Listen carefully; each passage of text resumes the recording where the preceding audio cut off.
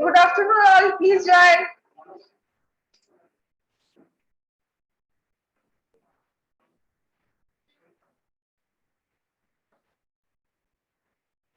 राहुल बाकी सबको ज्वाइन करने बोलो।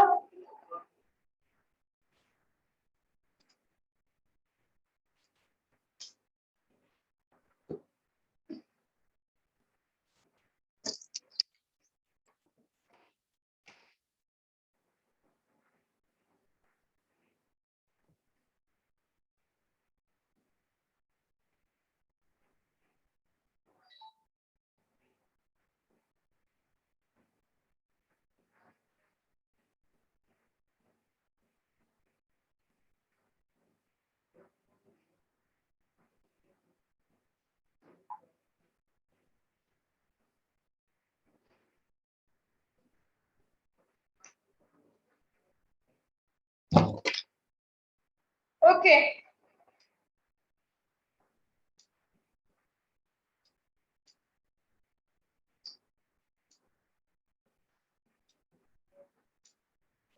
सो अच्छा, तो लास्ट डे हम लोग जो डिस्कस कर रहे थे दैट इज अबाउट सैम्पलिंग। तो सैम्पलिंग में हम लोग क्या देखे, basically in sampling what we are doing, basically we are converting analogue signal into its digital form. ठीक है, ये चीज है सैम्पलिंग में। सैम्पलिंग में हम लोग बेसिकली एक एनालॉग सिग्नल और एक डिजिटल सिग्नल को जब हम लोग मिक्सिंग कर रहे हैं तो किसके रेस्पेक्ट में मिक्सिंग कर रहे हैं, with the respect of the digital signal. और इसके हिसाब से हम लोग एक कंटिन्यूअस एनालॉग सिग्नल को एक डिसकंटिन्यूअस सिग्नल में और एक डिस्क्रीट फॉर्म ऑफ सिग्नल में हम लोग कन्वर्ट कर रहे हैं। और सैम्पलिंग जो है, सैम्पलिंग का प्रोसेस, दो तीन टाइप का सैम्पलिंग के बारे में लास्ट में हम लोग का डिस्कशन हम लोग देखे थे। There are 2-3 types of sampling, like natural sampling, flat top sampling and ideal sampling. So natural sampling में हम लोग क्या देखें, नेचुरल सैम्पलिंग में जस्ट नॉर्मल है कि वहां पे जो है मेरा एक कंटिन्यूअस सिग्नल रहता है जो कि एक एनालॉग सिग्नल है, और उसके साथ एक डिस्क्रीट डिजिटल सिग्नल होता है, डिस्क्रीट और डिजिटल सिग्नल व्हाटएवर। और यहाँ पे in case of pulse modulation techniques, pulse modulation technique में मेरा क्या होता है, जो मेरा कैरियर है, carrier is discrete signal whereas the message signal is a continuous signal। तो जो डिस्क्रीट सिग्नल है और लेकिन नॉर्मली मेरा क्या होता है, normally in the analogue communication and digital communication what happens, that my carrier is a continuous signal, and depending on whether it may be a analog communication system or whether it may be a digital communication system, the message signal, the nature of the message signal changes. That is for analog communication, my message signal is a continuous message signal, and for digital communication my message signal is a discrete or discontinuous or digital message signal। okay, digital signal। तो ये तो हो गया मेरा analogue signal और digital signal कब कैसे हम लोग कहाँ यूज करते हैं और उसके हिसाब से मॉड्यूलेशन कैसा हो रहा है इसके बारे में। अब जो सैम्पलिंग हुआ है कि जो मेरा नेचुरल सैम्पलिंग है, नेचुरल सैम्पलिंग में हम लोग क्या देखें कि जो आफ्टर द मॉड्यूलेशन और आफ्टर द मिक्सिंग प्रोसेस या फिर आफ्टर द सैम्पलिंग प्रोसेस, तो आफ्टर द सैम्पलिंग प्रोसेस जो हर एक सैंपल हम लोग को मिल रहा है, हर एक सैंपल का जो टॉप पोर्शन है, उस टॉप पोर्शन में क्या है कि सैंपल जब स्टार्ट होता है और सैंपल जब एंड होता है, दोनों का जो एम्पलीट्यूड है उसमें हम लोग देख रहे हैं कि एम्पलीट्यूड ग्रेजुअली या तो राइज कर रहा है या फिर ग्रेजुअली एम्पलीट्यूड फॉल कर रहा है। ठीक है, तो या तो जो मेरा नेचुरल सैम्पलिंग है, नेचुरल सैम्पलिंग में हम लोग बेसिकली क्या ऑब्जर्व कर सकते हैं कि इन द नेचुरल सैम्पलिंग जो हर एक सैंपल्स मेरा है, सैंपल्स का स्टार्टिंग टाइम और एंडिंग टाइम में एम्पलीट्यूड का डिफरेंस है। समटाइम्स एम्पलीट्यूड ग्रेजुअली राइज कर रहा है, समटाइम्स एम्पलीट्यूड ग्रेजुअली फॉल कर रहा है। तो इससे क्या होता है कि ये जो सैंपल टाइम है, through out the sample time जो उसका एम्पलीट्यूड कंटिन्यूअस नहीं होने के कारण उसमें क्या हो जाता है, वेरिएशन आ जाता है। और उससे क्या होता है, हाँ वंदना कुछ बोल रही थी, ओके। और उससे क्या होता है कि sometimes it may be a problem। So in the flat top sampling what we used to do, flat top sampling में basically हम लोग का क्या होता है कि जो मेरा sampling या फिर हर एक जो मेरा सैंपल है, हर एक सैंपल को हम लोग क्या करते हैं, हर एक सैंपल का जो टॉप पोर्शन होता है उसमें एक कंटिन्यूअस एम्पलीट्यूड को हम लोग मेंटेन करके रखना चाहते हैं या फिर मेंटेन करने का कोशिश किया जाता है। तो in case of flat top sampling basically क्या होता है कि फ्लैट टॉप सैम्पलिंग में we use to use a circuit. इस सर्किट का नाम है सैंपल एंड होल्ड सर्किट। और इस सर्किट का काम क्या होता है कि जिस पर्टिकुलर टाइमिंग में जो सैंपल है वो सैंपल स्टार्ट हुआ है, या फिर हम लोग बोलेंगे कि सैंपल का जो स्टार्ट टाइम है, उस स्टार्ट टाइम में एम्पलीट्यूड का जो भी वैल्यूज होता है उस पर्टिकुलर वैल्यू को वो होल्ड, मतलब उस पर्टिकुलर वैल्यू को वो पकड़ के रखता है, मतलब उसी पर्टिकुलर वैल्यू को वो होल्ड करके रखता है। कब तक होल्ड करके रखता है? जब तक वो सैंपल खत्म नहीं हो जाता, और मतलब जब तक वो सैंपल का जो वैल्यू है वो जीरो में नहीं आ जाता। ठीक है, मतलब एक सैंपल जब तक खत्म नहीं हो जाता। तो ये जो इसके वजह से क्या होता है कि जो मेरा नेचुरल सैम्पलिंग में जो हम लोग देख रहे थे कि सैंपल का जो एम्पलीट्यूड में वेरिएशन आ रहा था थ्रू आउट द टाइम, उसमें मेरा क्या होता है कि सैंपल का थ्रू आउट द टाइम में उसके टाइम में मेरा होता है ये कि तुम्हारा वो फ्लैट टॉप सैम्पलिंग में क्या होता है कि जो मेरा एम्पलीट्यूड है थ्रू आउट द सैंपल वो एक कांस्टेंट एम्पलीट्यूड को मेंटेन करता है। ठीक है, और बाकी सब इसका जो प्रोसीड्यूर्स है सारा प्रोसीड्यूर सेम है। तो देखो यहाँ पे जो नोट्स तुम लोग को दिख रहा है इस पे भी वही चीज ही लिखा हुआ है कि flat top sampling is like a natural sampling that is practical in nature. Obviously practically इसको हम लोग यूज कर सकते हैं। And in comparison to natural sampling flat top sampling can be easily obtained. और जो मेरा फ्लैट टॉप सैम्पलिंग है इसको हम लोग इजीली मतलब बहुत ये कोई कॉम्प्लिकेटेड प्रोसेस नहीं है, इसको हम लोग बहुत इजीली पा सकते हैं। And in this sampling technique, the top of the samples remain constant and is equal to the instantaneous value of the message signal xt. Obviously, क्योंकि जो मेरा सैम्पलिंग हो रहा है जो या फिर हर एक सैंपल हम लोग देख रहे हैं, हर एक सैंपल हम लोग क्या देख रहे हैं, किस चीज को हम लोग सैंपल कर रहे हैं। एक जो मेरा कंटिन्यूअस एनालॉग सिग्नल है उस सिग्नल को हम लोग सैंपल में या फिर डिस्क्रीट सिग्नल में कन्वर्ट कर रहे हैं। तो ऑब्वियसली यहाँ पे क्या होगा कि जो मेरा सैंपल्स है constant and equal to instant, जो मेरा मैसेज सिग्नल का कोई पर्टिकुलर टाइम में उसका जो इंस्टेंट उस पर्टिकुलर इंस्टेंस में जो एम्पलीट्यूड का वैल्यू होगा उसी के हिसाब से ही मेरा यहाँ पे सैम्पलिंग का process at the start of the sampling process. तो सैम्पलिंग प्रोसेस जब स्टार्ट होता है तो उस पर्टिकुलर इंस्टेंस में मैसेज सिग्नल का जो एम्पलीट्यूड रहता है उसी वैल्यू को वो होल्ड करके रखता है। And sample and hold circuit are used in this type of sampling. Obviously, एक जो सैंपल एंड होल्ड सर्किट है उसका हम लोग यहाँ पे यूज करते हैं। तो दिस इज द डायग्राम और यहाँ पे हम लोग देख सकते हैं, इसको थोड़ा बड़ा करते हैं।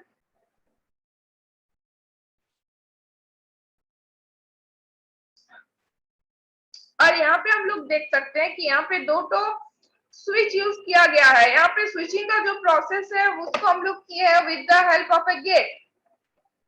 ठीक है, तो जब गेट के थ्रू हम लोग यहाँ पे इसको स्विच ऑन और ऑफ कर रहे हैं, और यहाँ पे जो डायग्राम है यहाँ पे देख पा रहे हैं कि जो हर एक सैंपल है उस हर एक सैंपल का जो ड्यूरेशन है दैट इज टाउ सेकेंड।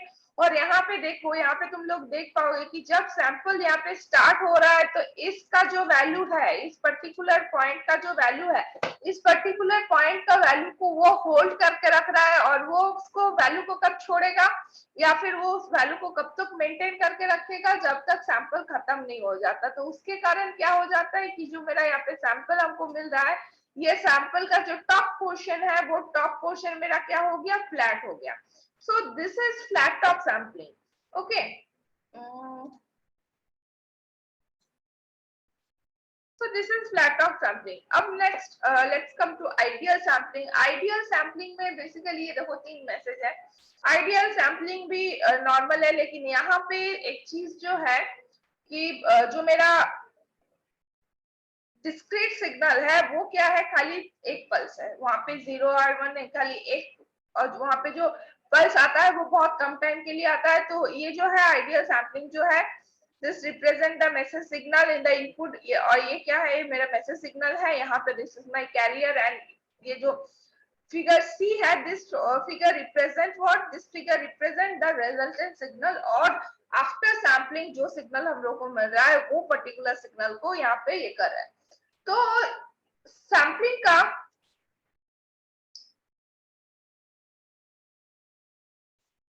तो ये जो सैम्पलिंग का जो प्रोसेस है, सैम्पलिंग का प्रोसेस में हम लोग क्या देखेंगे कि सैम्पलिंग का प्रोसेस में सैम्पलिंग का 2-4 इफेक्ट्स भी हम लोग को देखने को मिलेगा। वो 2-4 इफेक्ट्स के बारे में अगर हम लोग देखेंगे तो इफेक्ट ऑफ अंडर सैम्पलिंग और अलाइजिंग, जो पहला इफेक्ट के बारे में हम लोग को देखना होगा, that is known as the aliasing. तो इफेक्ट ऑफ अंडर सैम्पलिंग और अलाइजिंग का बारे में अगर हम लोग देखेंगे तो इसमें बेसिकली होता क्या है, अलाइजिंग एक अंडर सैम्पलिंग, ठीक है। तो ऑब्वियसली अंडर सैम्पलिंग मतलब यहाँ पे जो मेरा नॉर्मल सैम्पलिंग का जो प्रोसेस है, वो नॉर्मल सैम्पलिंग का जो नेचर है वो ऐसा कुछ फॉलो नहीं कर रहे, तो ऑब्वियसली ये अंडर सैम्पलिंग है। मींस इसका जो पैरामीटर वाइज अगर हम लोग देखेंगे तो पैरामीटर वाइज इसका क्या है, कुछ इधर उधर होगा, it's not the natural sampling, obviously इसका नाम ही जो बता रहा है इट्स अंडर सैम्पलिंग। सो देखो इस पे क्या होता है, it is the effect which overlapping of frequency component that takes place at the frequency higher than the Nyquist rate.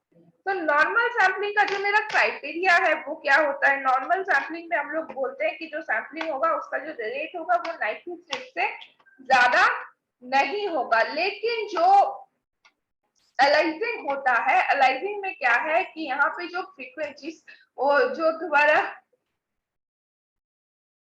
यहाँ पे क्या होता है, जो फ्रीक्वेंसी कंपोनेंट्स यहाँ पे रहता है उसमें क्या होता है, frequency higher than the Nyquist rate, यहाँ पे फ्रीक्वेंसी जो होता है वो नाइक्विस्ट रेट से ज्यादा में होता है। एंड सिग्नल लॉस में ऑकर ड्यू टू अलाइजिंग इफेक्ट, और उसके कारण जो सिग्नल लॉस होता है वो होता है इस पर्टिकुलर इफेक्ट के लिए जिसको हम लोग बोलते हैं अलाइजिंग। And we can say that aliasing is the phenomena in which high frequency component in the frequency spectrum of a signal identity takes identity of a low frequency component in the same spectrum of the sample signal। और यहाँ पे हम लोग क्या देख रहे हैं कि अलाइजिंग में मेरा क्या होता है, बेसिकली जो मेरा सिग्नल्स है वो सिग्नल्स या फिर जो फ्रीक्वेंसीज है, फ्रीक्वेंसीज का क्या होता है, ओवरलैपिंग होता है। और ये फ्रीक्वेंसीज का ओवरलैपिंग होने के कारण जो बेसिकली होता है कि जो मेरा हाई फ्रीक्वेंसी सिग्नल्स है वो समटाइम्स लो फ्रीक्वेंसी सिग्नल की तरह बिहेव करता है या फिर लो फ्रीक्वेंसी कंपोनेंट की तरह बिहेव करता है, और जिसके कारण क्या होता है, देयर इज कंफ्यूजन, और जिसके कारण क्या ओवरलैपिंग जो होता है उसको हम लोग बोलते हैं अलाइजिंग। ठीक है। ओ अच्छा, नाइक्विस्ट रेट का जो है वो मिस हो गया था। नाइक्विस्ट रेट में यहाँ पे क्या है, नाइक्विस्ट रेट उससे पहले हम लोग क्या, Nyquist rate is the rate which sampling of a signal is done so that the overlapping of frequency does not take place। Nyquist rate की क्या जो है, Nyquist rate क्या है, एक ऐसा रेट है, मतलब फ्रीक्वेंसी का एक ऐसा रेट है जिसके हिसाब से हम लोग क्या करते हैं कि सैम्पलिंग को जो बेस है या फिर सैम्पलिंग का जो मेन बेसिक थिंग्स है उस थिंग्स को हम लोग डिफाइन करते हैं। तो सैम्पलिंग क्या बोलता है, या फिर सॉरी सैम्पलिंग नहीं, नाइक्विस्ट रेट क्या बोलता है, नाइक्विस्ट रेट बोलता है fs equals to twice of fm, जहां पे fs stands for what, sample frequency, and fm is the modulating frequency. ठीक है, सिग्नल का जो मॉड्यूलेटिंग फ्रीक्वेंसी कितना से दुगुना ही होना चाहिए सैंपल फ्रीक्वेंसी। ठीक है, उससे ज्यादा फ्रीक्वेंसी में अगर हम लोग सैंपल नहीं कर सकते। तो ये है एक स्टैंडर्ड सैम्पलिंग का इक्वेशन जिसको हम लोग बोलते हैं नाइक्विस्ट रेट। तो when the sampling rate becomes exactly equals to twice of fm samples, twice of fm means जो मेरा मॉड्यूलेटिंग सिग्नल है उसका दुगना हो जाता है पर second, then the specific rate is known as the Nyquist rate। है, ठीक है, and it is also known as the minimum sampling rate and given by this। और ये सैम्पलिंग के लिए मिनिमम इस रेट पे सैम्पलिंग होना चाहिए।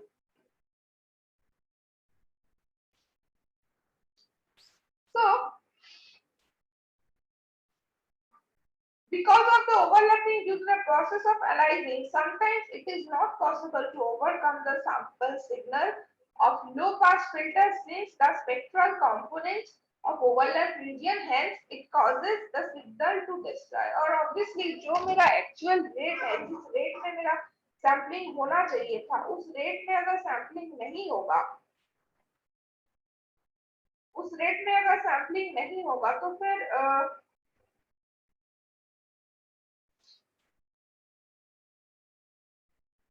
हाँ, उस रेट पे अगर सैम्पलिंग नहीं होगा तो उस रेट पे सैम्पलिंग नहीं होने के कारण मेरा क्या हो जाएगा, ऑब्वियसली जो मेरा सिग्नल है उस सिग्नल में मेरा लॉस हो जाएगा।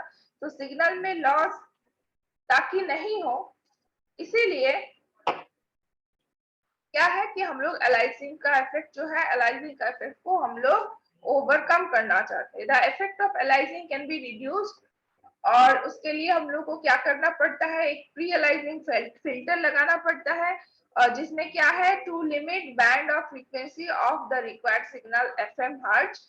और जो pre aliased filter must be used to limit the band of the frequency. तो इसीलिए क्या है कि जो मेरा प्री अलाइजिंग, ऑब्वियसली अगर हम लोग फिल्टर यूज कर रहे हैं तो फिल्टर का काम क्या होता है, फिल्टर का काम होता है कोई भी फ्रीक्वेंसी को फिल्टर करना। तो फ्रीक्वेंसी को अगर हम लोग को फिल्टर करना है तो उसके लिए हम लोग क्या करेंगे कि उसको फ्रीक्वेंसी को अगर हम लोग को फिल्टर करना है तो उसके लिए हम लोग क्या करते हैं कि उसके लिए हम लोग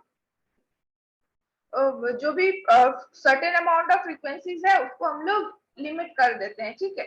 और जो भी हम लोग को मतलब रिक्वायर्ड फ्रीक्वेंसीज है, उस रिक्वायर्ड फ्रीक्वेंसीज को हम लोग पास कराते हैं। तो प्री एलाइजिंग फिल्टर जो होता है वो भी use to limit band of frequencies.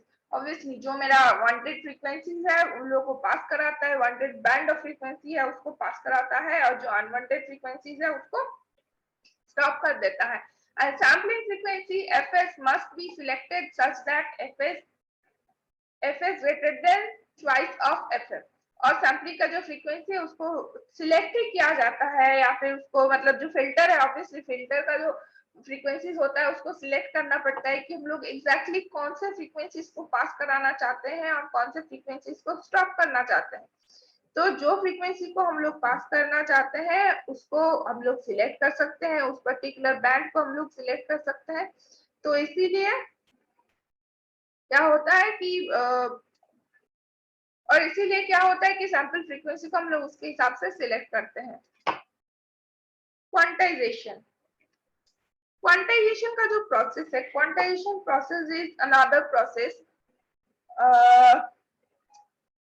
जो डिजिटल सिग्नल, जो एनालॉग सिग्नल को डिजिटली कन्वर्ट करने के लिए जो प्रोसेसेस को हम लोग, जो स्टेप बाय स्टेप प्रोसेसेस को हम लोग फॉलो करते हैं, उन प्रोसेस में से एक है quantization. Quantization is the process of representing the analog voltage from the sample and hold circuit by a fixed number of bits, and the input analog voltage or current is compared to a set of predefined voltage और current level. तो यहाँ पे क्या है कि quantization और sampling, ये जो दोनों प्रोसेसेस है, दोनों प्रोसेसेस मेरा बेसिकली क्या है, दोनों प्रोसेसेस ही मेरा जो एनालॉग टू डिजिटल कन्वर्शन होता है वो एनालॉग टू डिजिटल कन्वर्शन में यूज होता है दोनों प्रोसेस। तो क्वांटाइजेशन प्रोसेस में जो मेरा एनालॉग वोल्टेज है उसको हम लोग सैंपल एंड होल्ड सर्किट को sample and hold circuit by a fix number of bits, तो उसको हम लोग क्या करते हैं कि एक लेवल में डिफाइन करते हैं, ठीक है। क्वांटाइजेशन में हम लोग अलग अलग लेवल में डिफाइन करते हैं, और उसको इसीलिए इसका क्या होता है, उसमें हम लोग बिट्स का इंट्रोडक्शन कर देते हैं। द इनपुट एनालॉग वोल्टेज और current is compared to a set of predefined voltage levels, कि हम लोग कितना बिट को या फिर कौन सा लेवल को 1 2 3 4 करके हम लोग करेंगे, उसमें क्या हुआ है वो चीज हम लोग का प्री डिफाइंड रहता है कि हम लोग कहाँ पे क्या करेंगे क्या नहीं करेंगे। और each of the level is represented by a unique binary number, and the binary number that correspond to the level that is closest to the analog voltage is chosen to represent that sample। तो इसीलिए क्या होता है कि और उसके बाद हम लोग जो भी पर्टिकुलर सैंपल है वो जो भी लेवल में होता है उसके हिसाब से हम लोग क्या करते हैं कि हम लोग चूज कर सकते हैं कि ये पर्टिकुलर सैंपल का जो लेवल है वो सेम है, मान लो 1 2 3 वट एवर जो मेरा वैल्यू हो सकता है कि हम लोग एक उसको जो मेरा टोटल स्केलिंग है, तो बेसिकली क्वांटाइजेशन में हम लोग क्या करते हैं, जो सैम्पलिंग होता है वो हर एक सैंपल को हम लोग स्केलिंग कर सकते हैं कि इसका जो हाइट है, इसका जो लेवल है वो कितना है। जो मेरा टोटल स्केल है वो 5 का, 10 का, 20 का, 100 का कुछ भी हो सकता है, वो मेरे हिसाब से है कि हम लोग कैसे उस स्केल को प्री डिफाइन किए हुए होंगे, कौन कितना वोल्टेज को। सपोज 1 वोल्ट को हम लोग लेवल 1 नहीं भी बोल सकते हैं। अगर मेरा स्केलिंग वैसा है कि 1 वोल्ट को हम लोग बोलेंगे, अगर मतलब जैसे कि हम लोग ग्राफ नहीं ड्रॉ करते हैं कि उसमें हम लोग को स्केलिंग करना पड़ता है कि कितने वोल्टेज इक्वल्स टू कितना मिली वोल्ट है, मतलब कितना लेवल है, कि जो मेरा ग्राफ में हम लोग शो करते हैं कि हर एक स्मॉल बॉक्सेस होता है, उस बॉक्स को हम लोग कितना वोल्ट से कितना एम्पियर से रिप्रेजेंट कर रहे हैं। सेम चीज है कि यहाँ पे जो है मेरा 1 वोल्ट का जो सिग्नल है, उस 1 वोल्ट का जो एम्पलीट्यूड है, उस 1 वोल्ट के एम्पलीट्यूड का हम लोग लेवल 1 पकड़ेंगे कि 2 पकड़ेंगे कि क्या पकड़ेंगे। समटाइम्स ये भी हो सकता है कि 10 वोल्ट का हम लोग लेवल 1 पकड़े। तो उसके हिसाब से हम लोग क्या कर सकते हैं कि हम लोग एक लेवल पकड़ते हैं, उसके हिसाब से जैसे उसको ये करना होता है उसके हिसाब से हम लोग उसका लेवल वाइज उसका देख सकते हैं। ठीक है, which means that the digital representation is an approximation to the analog voltage of this system। हम लोग यहाँ पे कुछ चीजें पकड़ रहे हैं कि मान लो 10 वोल्ट को हम लोग लेवल 1 पकड़ रहे हैं, तो ऑब्वियसली क्या हो रहा है कि हम लोग अप्रोक्सीमेशन कर रहे हैं क्योंकि उसका एग्जैक्ट वैल्यू तो नहीं हो रहा है। ठीक है, अगर लेवल 1 मेरा 10 वोल्ट है और लेवल 2 मेरा क्या होगा 20 वोल्ट होगा, तो अगर बीच में से कोई स्लाइड का डिफरेंस होगा या फिर 10 की जगह वो अगर 11 हो गया तो भी वो लेवल 1 पकड़ेंगे। तो उस कंडीशन में क्या है, ऑब्वियसली हम लोग यहाँ पे अप्रोक्सीमेशन कर रहे हैं। And there are a few methods of quantising samples. The most commonly used ones are the dual slope method and successive approximation. तो दो मेथड है, एक है डुअल स्लोप मेथड और दूसरा है successive approximation. Successive approximation means जो continuous वे में उसका अप्रोक्सीमेशन हम लोग कर रहे हैं। ठीक है, और next is construction, reconstruction. Obviously reconstruction क्या है कि डिस्क्रीट सिग्नल से फिर से हमको उसको कंटिन्यूअस सिग्नल में जब कन्वर्ट करना होगा एट डिमोडुलेटर है, तो ऑब्वियसली मेरे को सिग्नल को रिकंस्ट्रक्ट करना होगा। तो जो प्रोसेसेस के थ्रू हम लोग क्या करते हैं कि डिस्क्रीट सिग्नल से फिर से कंटिन्यूअस सिग्नल में हम लोग उसको कन्वर्ट करते हैं। That is only known as the reconstruction and conversion of a discrete time signal to a continuous time signal. और ये जो कन्वर्शन होता है discrete, obviously discrete time signal से कंटिन्यूअस टाइम सिग्नल में इसको हम लोग ये करते हैं। So the quantization causes noise, limiting the signal to noise ratio, limiting the signal to noise ratio to about 6 dB per bit. We mostly neglect the quantization effect in this case, in this class. तो यहाँ पे reconstruction में क्या है, हम लोग normally क्या करते हैं, जो मेरा सैंपल सिग्नल है या फिर रिकंस्ट्रक्टेड सिग्नल है, इसमें हम लोग फिर से क्वांटाइजेशन नहीं करते हैं। और यहाँ पे जो नॉइज का वैल्यूज है या फिर नॉइज का जो भी इफेक्ट है उसको हम लोग लिमिट कर देते हैं सिग्नल टू नॉइज रेशियो से। कि सिग्नल टू नॉइज रेशियो का जो वैल्यू है वो एक पर्टिकुलर वैल्यू से ज्यादा हो जाता है तो उसको हम लोग अलाउ नहीं करते, उसको हम लोग नेग्लेक्ट करते हैं और उसके हिसाब से क्वांटाइजेशन का जो भी इफेक्ट होता है उसको भी करते हैं। And signal reconstruction is called interpolation and we can recover GT by sending the samples through the band limited filter और बैंडविड्थ FM हार्ट। तो ये जो रिकंस्ट्रक्शन का जो प्रोसेस है इसको हम लोग बोलते हैं इंटरपोलेशन। ठीक है, और जो सैंपल्स हम लोग इसके थ्रू सेंड करते हैं, जो सैंपल्स हम लोग इसके थ्रू सेंड करते हैं सबको बैंड लिमिट किया जाता है। बैंड लिमिट किया जाता है मतलब कोई पर्टिकुलर रेंज ऑफ फ्रीक्वेंसीज को ही खाली पास करने के लिए अलाउ किया जाता है। Okay, and reconstruction is the process of creating an analog voltage from samples। obviously reconstruction मेरा क्या है, जो मेरा अगर हम लोग बोलेंगे कि सैम्पलिंग एंड क्वांटाइजेशन से हम लोग एनालॉग सिग्नल को डिजिटल सिग्नल में कन्वर्ट कर सकते हैं। देन हम लोग क्या करते हैं कि with the help of the process of reconstruction हम लोग क्या कर सकते हैं, रिकंस्ट्रक्शन का प्रोसेस को देख के हम लोग क्या कर सकते हैं कि जो मेरा डिजिटल सिग्नल हम लोग को मिल रहा है, उस डिजिटल सिग्नल से फिर से जो मेरा मैसेज सिग्नल या फिर जो मेरा एनालॉग मैसेज सिग्नल है उसको अगर हम लोग रिकवरी करेंगे, उस एनालॉग सिग्नल को हम लोग रिकवरी करने का जो प्रोसेस है that is known as the reconstruction and a digital to analog converted text a series of binary numbers and recreates the voltage level that corresponds to that binary number. So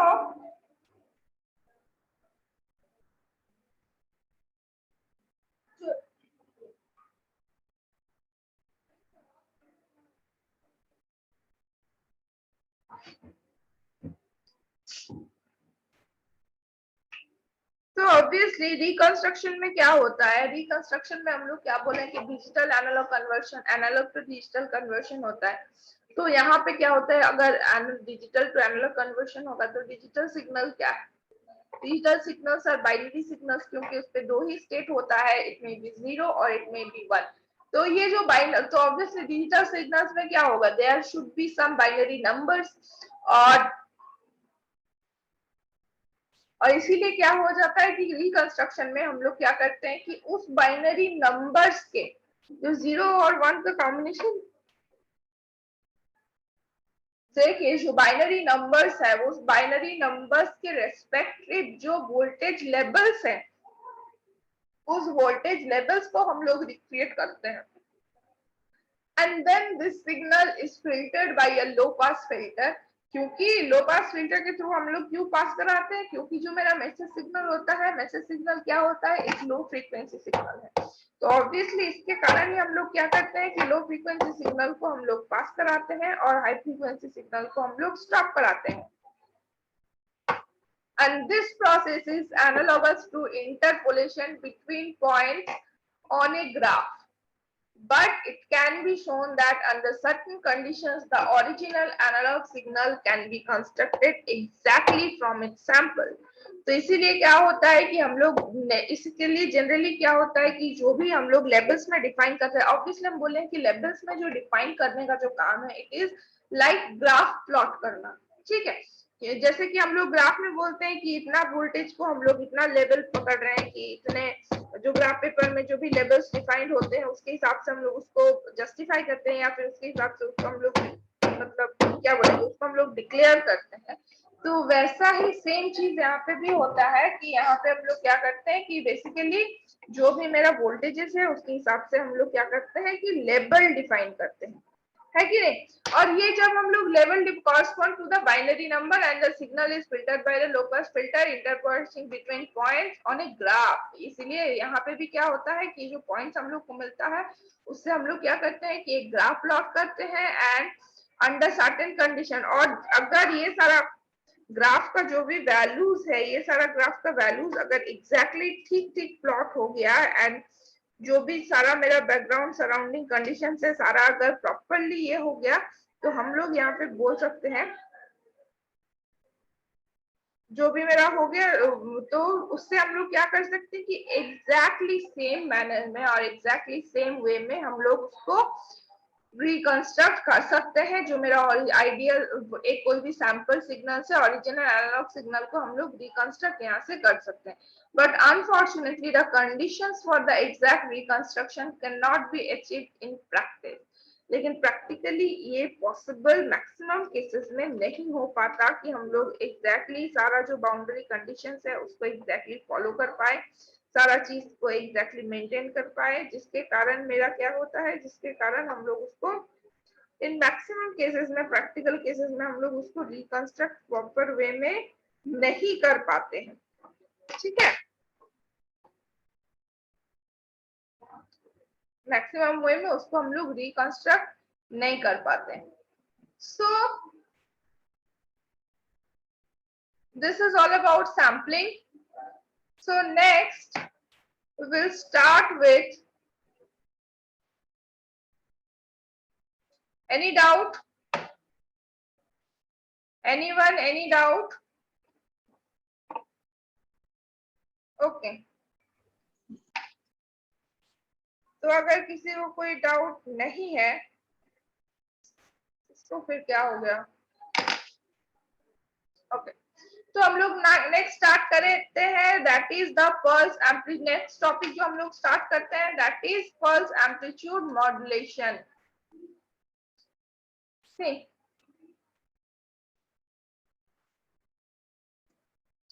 pulse amplitude modulation. Pulse amplitude modulation क्या है? Obviously इसका नाम से ही हम लोग को पता चल रहा है कि यहाँ पे जो मॉड्यूलेशन होगा वो कौन से पैरामीटर के वाइज होगा, या फिर आफ्टर मॉड्यूलेशन कौन सा पैरामीटर चेंज होगा, उसका एम्पलीट्यूड वेरी करेगा। मेरा क्या है कि जो मेरा मेन कॉन्सेप्ट जो है मॉड्यूलेशन का, वो कॉन्सेप्ट सेम है कि कोई भी पैरामीटर में का जो वेरिएशन है, जो मैसेज इंफॉर्मेशन कंटेंट रहेगा, उस पैरामीटर के वेरिएशन के हिसाब से होगा। और क्योंकि ये पल्स मॉड्यूलेशन है तो इसके लिए जितने टाइप ऑफ पल्स मॉड्यूलेशन मतलब पैरामीटर के साथ वेरी करके देखेंगे तो वो मेरा हो जाएगा पल्स, वो पर्टिकुलर टाइप ऑफ मॉड्यूलेशन कहलाएगा। जैसे कि अभी हम लोग पढ़ रहे हैं पल्स एम्पलीट्यूड मॉड्यूलेशन, इसके बाद होगा पल्स पोजीशन मॉड्यूलेशन पीपीएम, और लास्ट में हम लोग पढ़ेंगे पल्स विड्थ मॉड्यूलेशन और पीडब्ल्यूएम। ठीक है, तो देखो जब today's communication is the heart of the technology, obviously communication अगर नहीं पॉसिबल है या फिर कम्युनिकेशन के लिए जो भी टेक्नोलॉजीज है उसको अगर हम लोग नहीं चेरिश करते हैं तो फिर क्या होगा? सारा चीज रुक जाएगा, क्योंकि जब तक हम लोग कम्युनिकेट नहीं करेंगे एक दूसरे के साथ, जो हम लोग का मतलब जो आइडियाज है जो भी है, या फिर जो भी आइडियाज है उसको अगर हम लोग जब तक एक्सचेंज नहीं करेंगे तब तक क्या होगा? तब तक सब कोई खाली अपना चीज को लेके रह जाएगा। इट मीन्स जो हम लोग का जो क्या बोलेंगे, जो भी उपलब्धि है अपने जीवन में, या फिर जो भी साइंस के, not only in our life, अगर अपना साइंस का जो भी इन्वेंशन हो रहा है वो अगर वर्ल्ड का एक एंड से दूसरे एंड में कम्युनिकेट नहीं होता है तो कैसे जो मेरा हम लोग का जो सिविलाइजेशन है, सिविलाइजेशन और भी एडवांसमेंट की तरफ जाएगा। तो उसके लिए क्या है कि ऑब्वियसली एक अच्छा कम्युनिकेशन सिस्टम होना बहुत जरूरी है। तो ये जो कम्युनिकेशन का जो technology, obviously it is the heart of the technology. जो भी टेक्नोलॉजिकल एडवांसमेंट होगा उसमें अगर कोई कम्युनिकेटिव प्रॉपर्टी नहीं रहेगा, उसमें अगर कोई कम्युनिकेटिव नेचर नहीं रहेगा, तो एक के साथ दूसरे का जो टेक्नोलॉजीज है, जो आइडियाज है, वो हम लोग शेयर नहीं कर पाएंगे। And communication is achieve over a transmitter and a receiver through signals. Obviously जो भी मेरा है कि कम्युनिकेशन में जो भी सारा चीजें हैं, या फिर जो हाँ कोड जो रिसोर्स है, that is what, that is signal, and these signals carry the information through modulation and the information through modulation. Pulse amplitude modulation is one of the kind of modulation technique used to signal used in signal transmission, and pulse amplitude modulation is the simplest form of modulation. जो जैसे कि हम लोग amplitude modulation देखे थे या frequency modulation देखे थे, वैसे ही जो मेरा पल्स एम्पलीट्यूड मॉड्यूलेशन है, this is the simplest form of pulse modulation technique. ठीक है, तो pulse amplitude modulation is the simplest form of pulse modulation technique, and it is analog to digital conversion method where the message information is encoded in the amplitude in the series of signal pulses. तो obviously इन pulse amplitude modulation क्या होगा कि जो मेरा pulses है या फिर जो मेरा सैंपल्स है उसका एम्पलीट्यूड में जो भी वेरिएशंस होगा उसके हिसाब में क्या होगा, जो मेरा उसका एम्पलीट्यूड में जो भी वेरिएशन होगा उसके हिसाब से हम लोग देखेंगे। तो यहाँ पे बेसिकली मॉड्यूलेशन क्या है उस चीज को थोड़ा बताया गया है, ये वाला तुम लोग पढ़ लेना।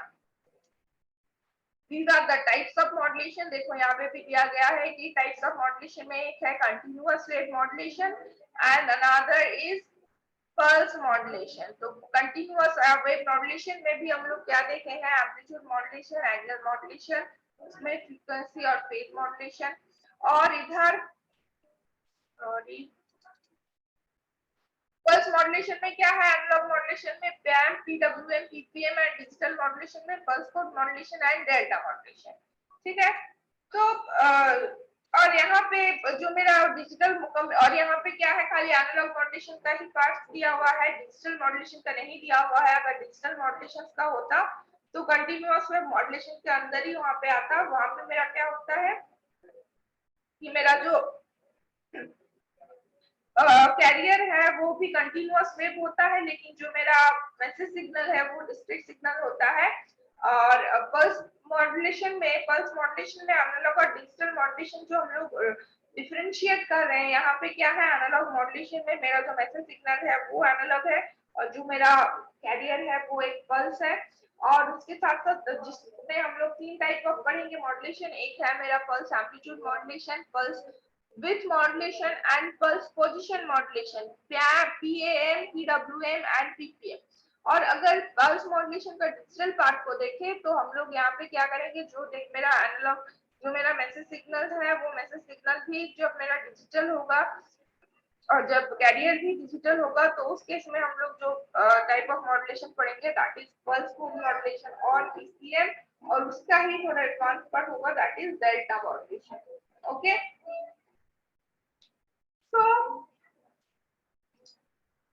खाली ये टाइप्स के बारे में लिखा हुआ है यहाँ पे, टाइप्स ऑफ मॉड्यूलेशन क्या क्या है। तो देखो कंटिन्यूअस वेव मॉड्यूलेशन तुम लोग देख चुके हो, ये तीनों है जो मेरा pulse amplitude modulation, frequency modulation और फेज मॉड्यूलेशन का वेव फॉर्म्स है, यहाँ पर हम लोग देख सकते हैं। ये जो एक पहला वेव फॉर्म है, पहला वेव फॉर्म में हम लोग देख रहे हैं कि यहाँ पे जो एम्पलीट्यूड में वेरिएशन आ रहा है उस वेरिएशन में मेरा क्या है, उसी वेरिएशन के हिसाब से जो भी मेरा ये है क्या बोलेंगे, जो भी मेरा मैसेज इंफॉर्मेशन कंटेंट है वो मैसेज इंफॉर्मेशन कंटेंट कहाँ पे छुपा हुआ है, मैसेज इंफॉर्मेशन कंटेंट मेरा छुपा हुआ है इसी एम्पलीट्यूड वेरिएशन में। सेकंड है फ्रीक्वेंसी मॉड्यूलेशन। फ्रीक्वेंसी मॉड्यूलेशन में आप लोग देख रहे हैं कि फ्रीक्वेंसी में जो भी वेरिएशन आ रहा है उस वेरिएशन के चक्कर उसी वेरिएशन में ही क्या है, मैसेज इंफॉर्मेशन कंटेंट छुपा हुआ है। And third one is phase modulation. Phase modulation में मेरा क्या है, जो जहाँ पे भी जहाँ कहीं पे भी फेज चेंज हो रहा है उस फेज चेंज में मेरा क्या है कि मैसेज इंफॉर्मेशन कंटेंट मेरा छुपा हुआ होता है। तो ये मेरा तीन हो गया, pulse amplitude modulation, frequency modulation and phase modulation.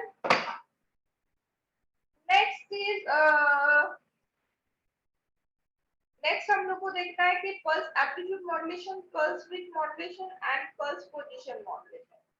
तो देखो यहाँ पे क्या है कि पल्स एम्पलीट्यूड मॉड्यूलेशन में हम लोग बेसिकली क्या देख रहे हैं, this is the diagram for pulse amplitude modulation. Pulse amplitude modulation में क्या है कि हर एक जो सैंपल है वो सारे सैंपल का एम्पलीट्यूड में वेरिएशन है। देखो और एम्पलीट्यूड में वेरिएशन कैसे है, ये जो मैसेज सिग्नल का एम्पलीट्यूड है उसके हिसाब से।